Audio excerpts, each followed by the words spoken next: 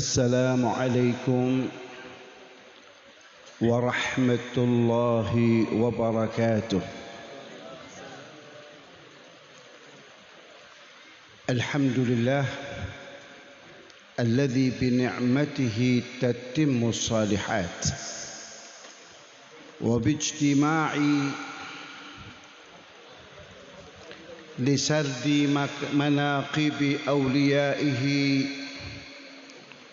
وللصلاة والسلام على حبيبه ومصطفاه تتنزل الرحمات والبركات، والصلاة والسلام على سيدنا وحبيبنا وشفيعنا وقرة أعيننا محمد أفضل أهل الأرض والسماوات، وعلى آله وأصحابه السادة القادات.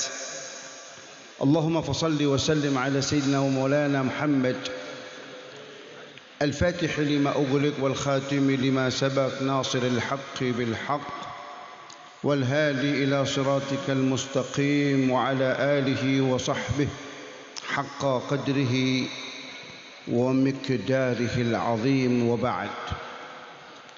Yang saya hormati para habaib, para masyayikh, para kiai,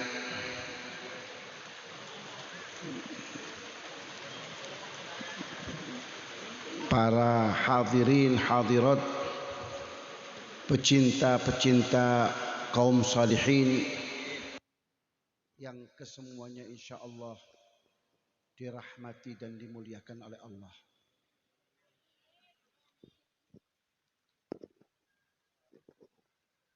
Beberapa hari ke depan kita akan memasuki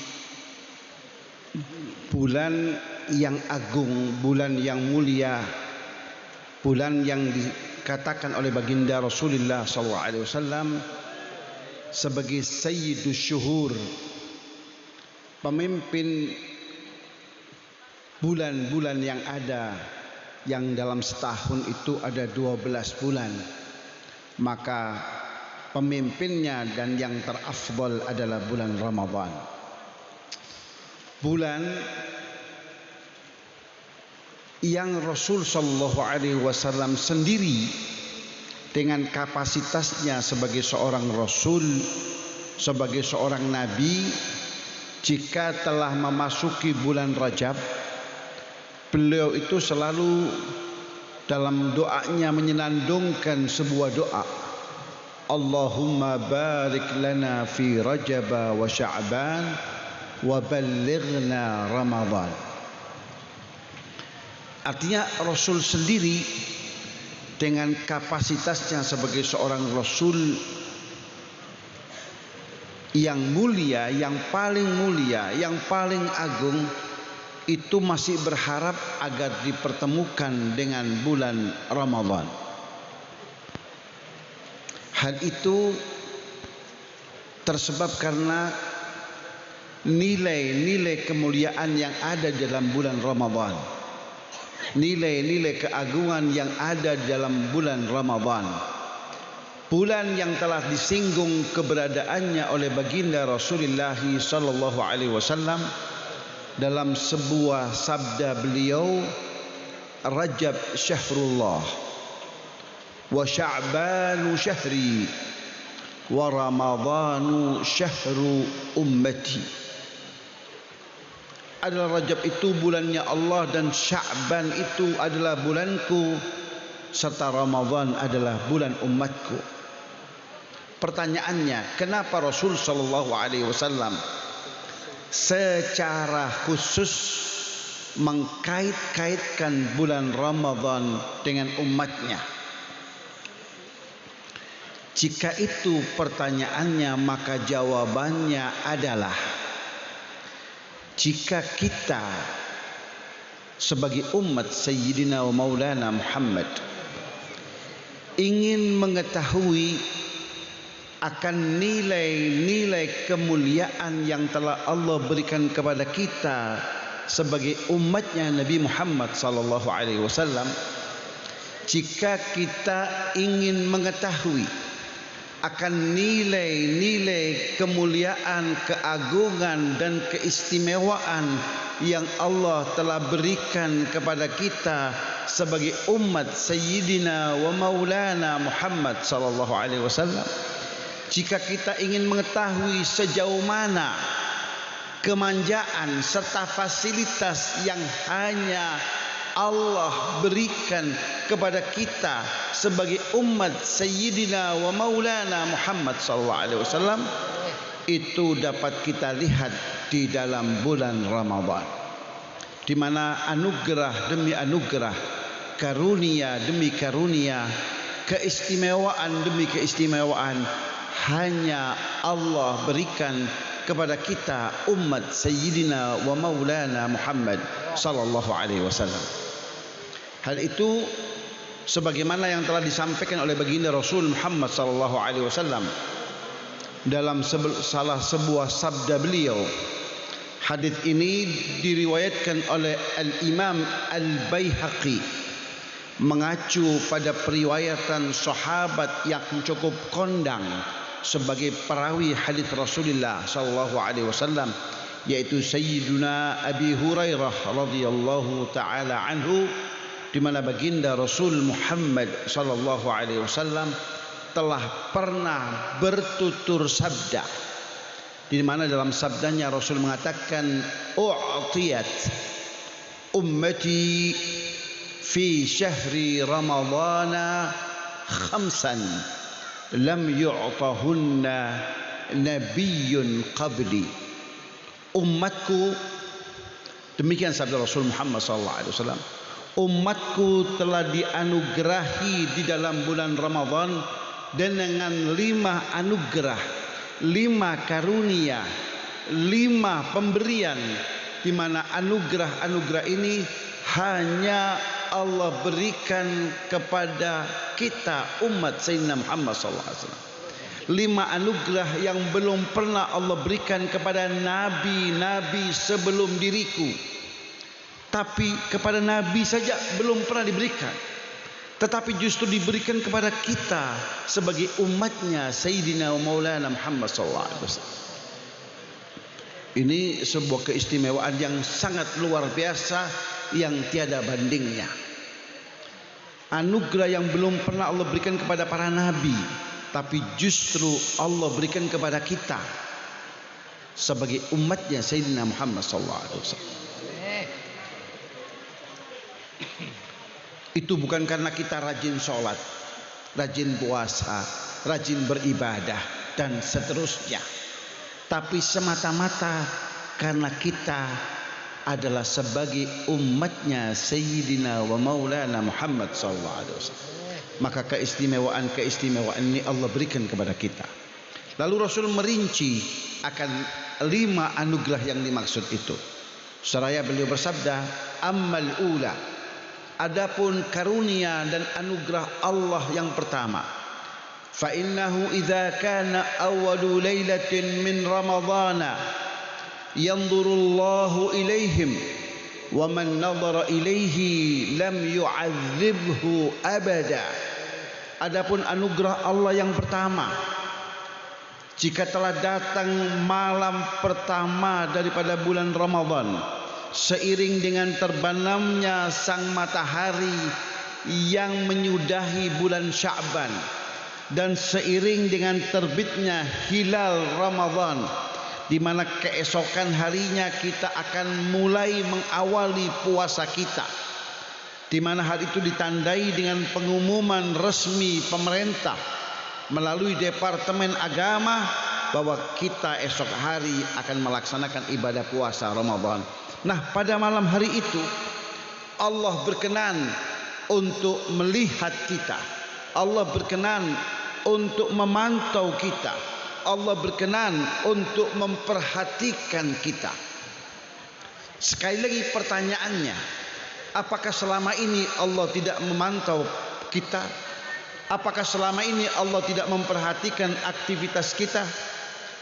Jawabannya adalah tidak ada aktivitas di alam jagat raya ini yang tidak dipantau oleh Allah Subhanahu wa taala.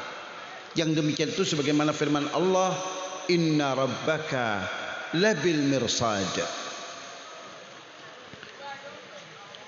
Lalu kalau begitu apa istimewanya pandangan Allah di malam pertama bulan Ramadan itu?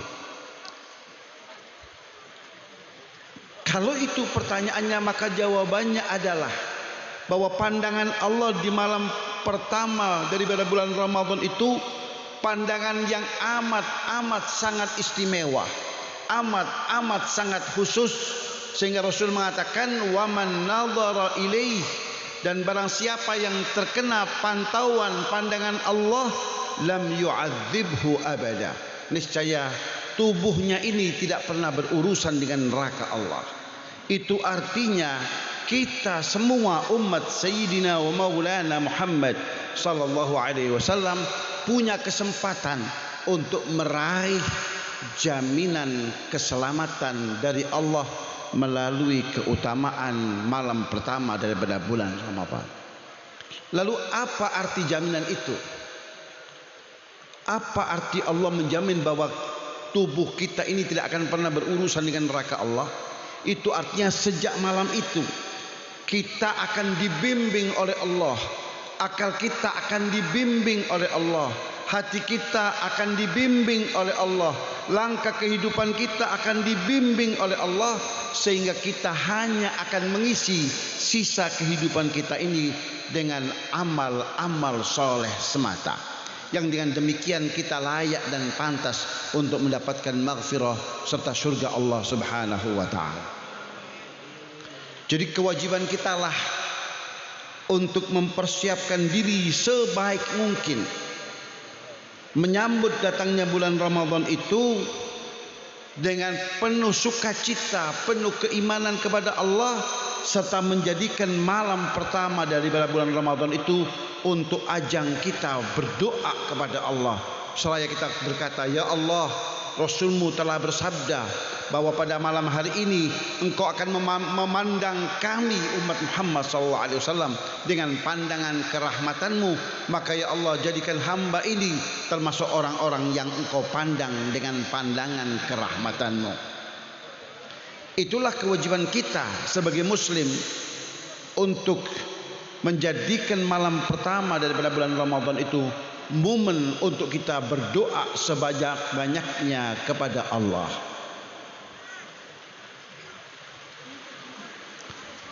Yang kedua, perhatikan, jangan di sini orang bermau'idhah hasanah kalian bicara. Ini penghinaan terhadap ilmu pengetahuan, penghinaan terhadap hadis Rasul sallallahu alaihi wasallam. Percuma saja kalian pakai peci putih segala macam itu jika tidak punya akhlak.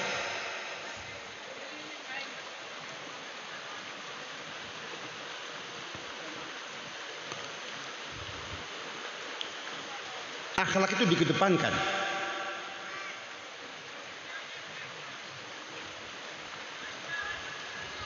Wa amma tsaniyah fa inna khalufa afwahihim hina yumsuna atyabu 'inda Allahi min rihil miski.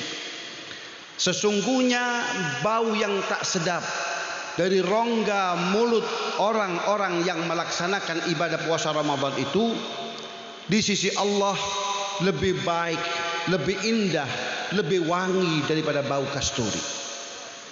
Kita sebagai manusia adalah makhluk yang selama ini menyukai kenyamanan dan selalu memperhatikan penampilan kita dalam sehari-hari.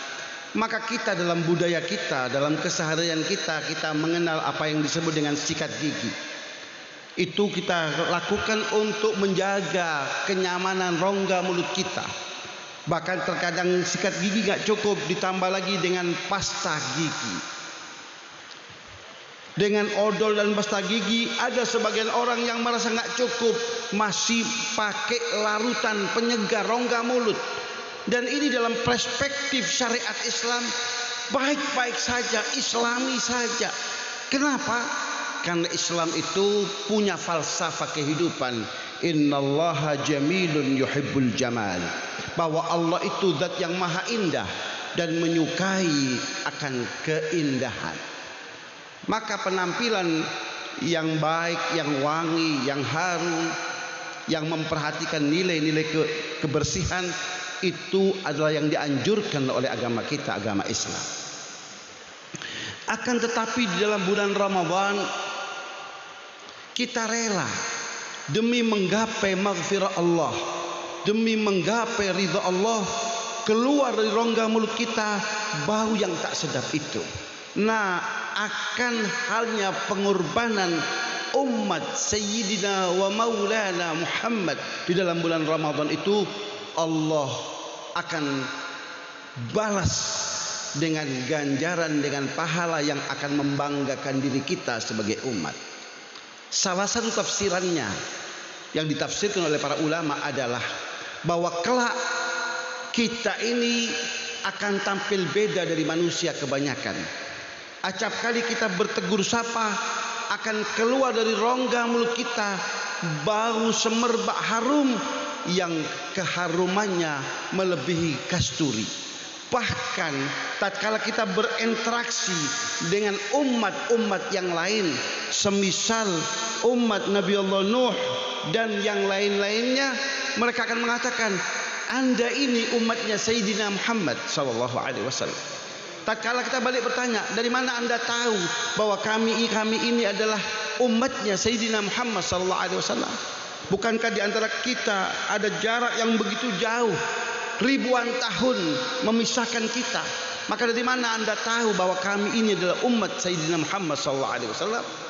Maka mereka menjawab, karena kalian memiliki apa yang tidak akan pernah kami miliki, yaitu acap kali bertemu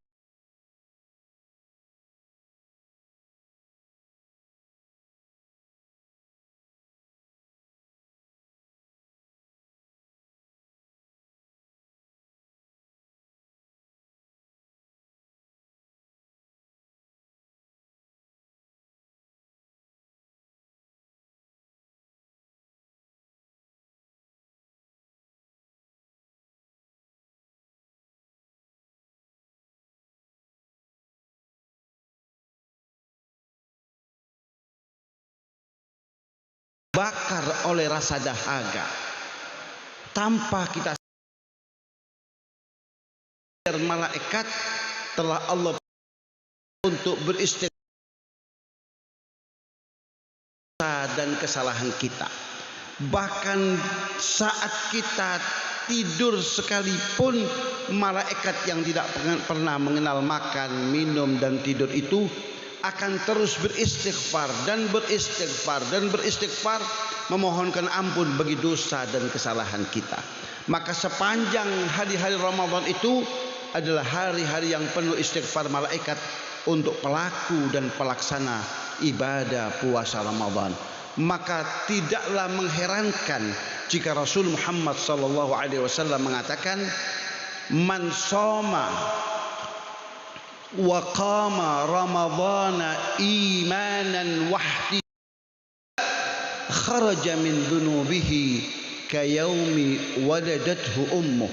Siapapun orangnya yang berpuasa Ramadan karena semata-mata keimanan kepada Allah dan berharap pahala darinya, niscaya ia akan terlepas bebas dari dosa-dosa dan kesalahan bagaikan tatkala ia dilahirkan oleh sang bunda.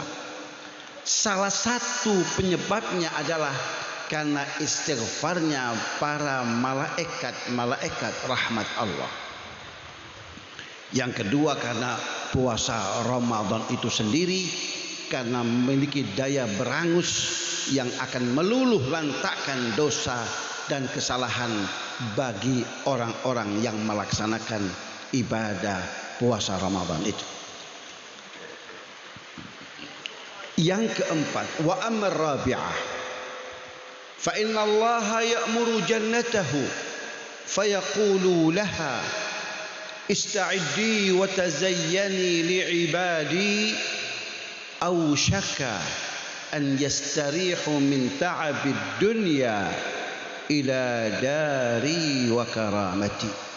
Sekali lagi, saat kita sedang melaksanakan ibadah puasa Ramadan tersebut, saat kita sedang dililit oleh rasa lapar, disengat oleh rasa haus, sekali lagi tanpa kita sadari bahwa saat itu Allah telah memerintahkan kepada surganya, seraya Allah berfirman kepada sang surga, ista'iddi wa tazayyani, wahai surgaku, bersiap-siaplah engkau serta persoleklah dirimu.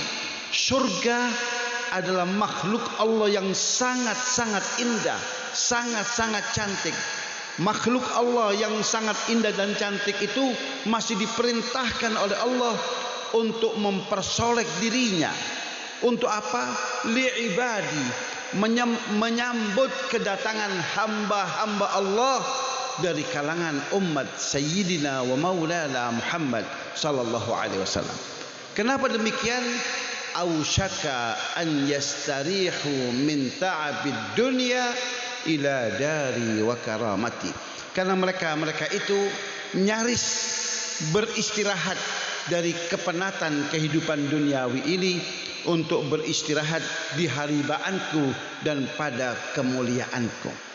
Jadi pelaku dan pelaksana ibadah puasa Ramadan adalah orang-orang yang telah mendapatkan jatah kaplingan surga Allah.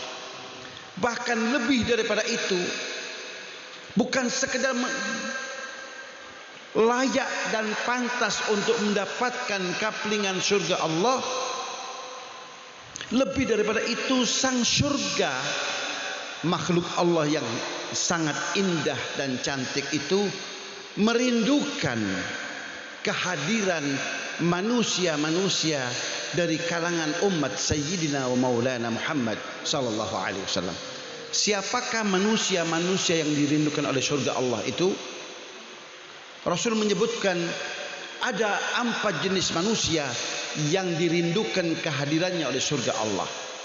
Rasul mengatakan al-jannatu mushtaqatun ila arba'ati nafar, bahwa surga Allah itu merindukan kehadiran 4 jenis manusia. Siapakah manusia-manusia yang dirindukan oleh surga Allah itu? Rasul menyebutkan yang pertama, talil Quran, pelantun Al-Quran, pemerhati Al-Quran, pembaca Al-Quran, orang yang selama ini menyibukkan matanya untuk memerhatikan rangkaian ayat-ayat Al-Quran. Orang yang punya hubungan harmonis dengan Al-Quran adalah sosok manusia yang dirindukan oleh surga Allah. Itu artinya jika kita ingin menjadi manusia yang dirindukan oleh surga Allah, maka mulai hari ini kita bangun hubungan yang harmonis dengan Al-Quranul Karim, sehingga tiada hari tanpa bacaan Al-Quran. Dengan demikian niscaya kita akan menjadi manusia yang dirindukan oleh surga Allah. Yang kedua, wahafidul lisan, sosok manusia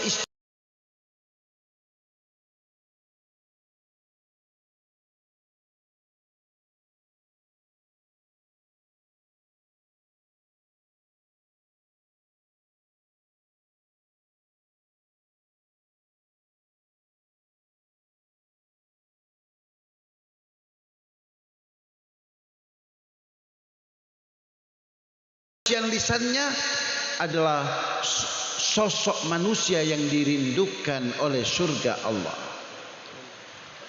Manusia ketiga yang dirindukan oleh surga Allah adalah wa mut'imil ji'an, orang yang punya kepekaan sosial, orang yang selalu membantu mereka-mereka yang membutuhkan bantuannya. Orang-orang yang punya kepedulian terhadap mereka-mereka yang sedang kelaparan, mereka-mereka yang sedang kehausan, selalu memberikan uluran tangan kepada mereka untuk membantu mereka. Orang-orang yang punya kepekaan sosial ini adalah sosok manusia yang dirindukan oleh surga Allah. Manusia yang keempat yang dirindukan oleh surga Allah adalah was-shaimina li syahri Ramadan.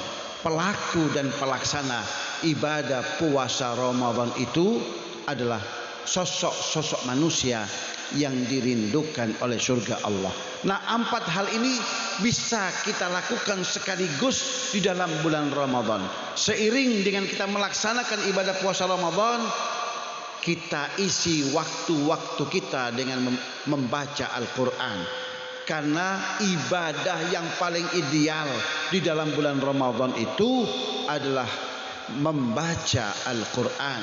Sebagaimana sabda Rasul sallallahu alaihi wasallam, afdalu ibadati ummati qiraatul Quran. Paling afdalnya ibadah umatku itu adalah membaca Al-Quran. Dan dengan kita melaksanakan ibadah puasa Ramadan, kita jaga lisan kita untuk tidak melakukan dosa-dosa yang melibatkan lisan ini demi keabsahan puasa kita. Dengan demikian kita akan dirindukan oleh surga Allah. Dan dengan kita melaksanakan puasa, kita siapkan takjilan untuk buka bersama. Walaupun wujudnya hanya seteguk air, sebutir kurma. Dengan demikian kita akan dirindukan oleh surga Allah Subhanahu wa ta'ala.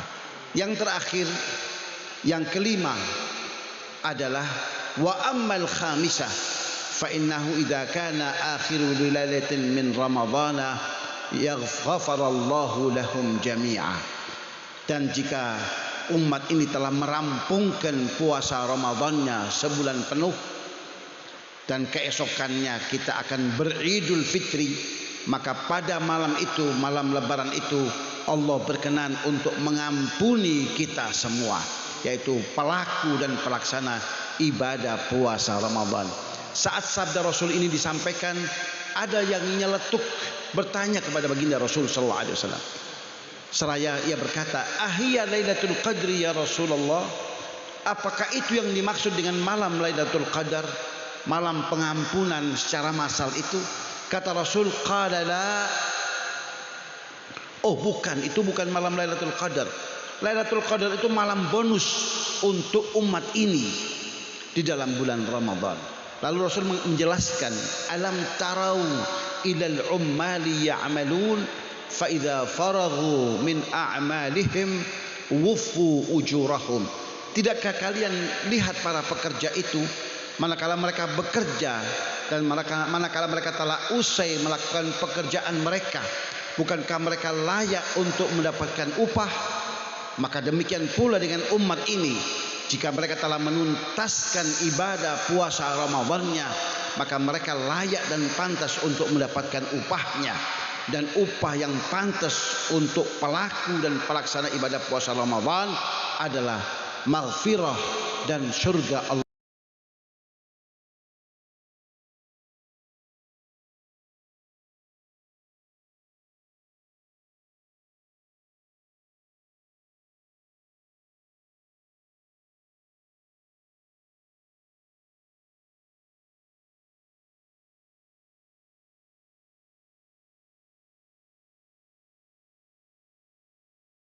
Kemenangan besar, yaitu meraih kembali kesucian diri kita sehingga kita layak dan pantas untuk beridul fitri. Amin ya rabbal alamin. Wa sallallahu ala sayyidina Muhammad nabil ummi wa ala alihi wa sahbihi wa sallam. Walhamdulillahi rabbil alamin. Wassalamu alaikum warahmatullahi wabarakatuh. Allahumma ja'al jam'ana hadha jam'an marhumah وتفرقنا من بعده تفرقا معصوما ولا تجعل اللهم فينا ولا من معنا ولا من حضر معنا ولا محروما ولا مذنبا ولا مأثوما برحمتك يا أرحم الراحمين. ربنا لا تدع لنا من مكاننا هذا ذنبا إلا غفرته ولا هما إلا فرجته ولا عيبا إلا سترته ولا فاسقا إلا أصلحته ولا عيبا إلا سترته ولا دينا إلا سددته ولا جاهلا إلا علمته ولا فاسقا إلا أصلحته ولا فاسقا إلا أصلحته ولا فاسقا إلا أصلحته ولا مبتلا إلا عافيته ولا مريضا إلا شافيته ولا حاجة من حوائج الدنيا هي لك رضان ولنا فيها صلاح إلا قضيتها ويسرتها إلا قضيتها ويسرتها برحمتك يا أرحم الراحمين. اللهم كما بلغتنا رجب وشعبان فبلغنا رمضان. اللهم كما بلغتنا رجب وشعبان وبلغنا رمضان. اللهم كما بلغتنا رجب وشعبان فبلغنا رمضان. اللهم أعنا على صيامه، اللهم أعنا على قيامه، اللهم أعنا على تلاوة القرآن. اللهم وفقنا لليلة القدر وأتب لنا فيها من الأجر برحمتك يا أرحم الراحمين يا أرحم الراحمين يا أرحم الراحمين. اللهم هذا الدعاء ومنك الإجابة وهذا الجهد وعليك التكلان، وإنا لله وإنا إليه راجعون، ولا حول ولا قوة إلا بالله العلي العظيم. وصلى الله على سيدنا محمد النبي الأمي وعلى آله وصحبه وسلم، والحمد لله رب العالمين بالقبول بسر الفاتحة.